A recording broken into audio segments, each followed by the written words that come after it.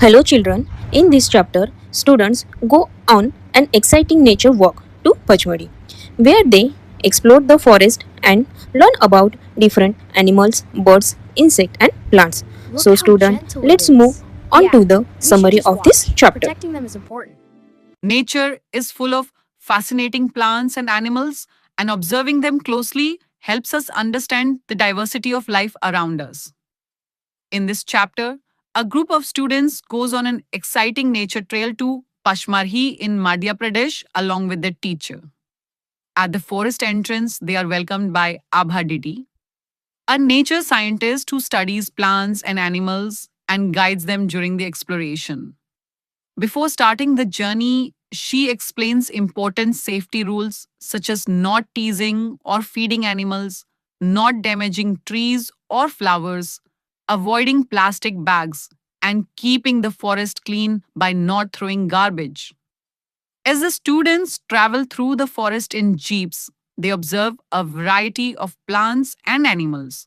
They see the Indian giant squirrel, a large red colored squirrel found in the region, and also notice animals like gaur, which look like buffaloes but are stronger with shorter horns.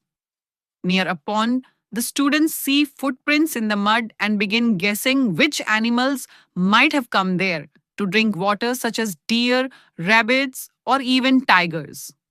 They also spot a hornbill, a bird with a long tail, curved beak, and a horn like structure on its head.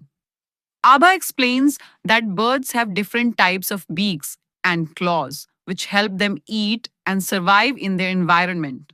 For example, an eagle has a sharp curved beak and claws for catching prey, while a sunbird has a long beak to drink nectar from flowers. The chapter also describes animals that live in water, such as fish with fins for swimming, gharial crocodiles with long snouts for catching fish, turtles with strong shells, and webbed feet, and frogs that can live both on land and in water. The students also observe smaller creatures like grasshoppers and learn that insects have three pairs of legs, antennae to sense their surroundings, and sometimes wings. They discover that forests contain many insects, such as ants, beetles, bees, butterflies, and praying mantises, all of which contribute to the diversity of life. The chapter also introduces the concept of plant leaves and veins, showing that leaves have different patterns that help identify plants. Through activities like leaf rubbings and games such as the Web of Life, students learn that all living beings, plants, animals, insects, and even the sun, are interconnected in nature. Overall, the chapter teaches the importance of observing nature carefully, respecting wildlife, protecting forests, and understanding how every living organism plays a role in maintaining the balance of the natural world. Student, we are now showing a few questions on your screen.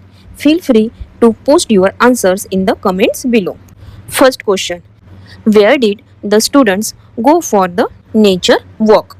Next question: who led the students during the forest exploration? Again, next question: name one animal or bird that the students saw in the forest.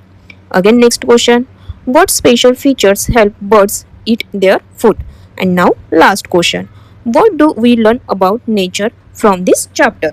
So, student, nature is full of wonderful plants and animals.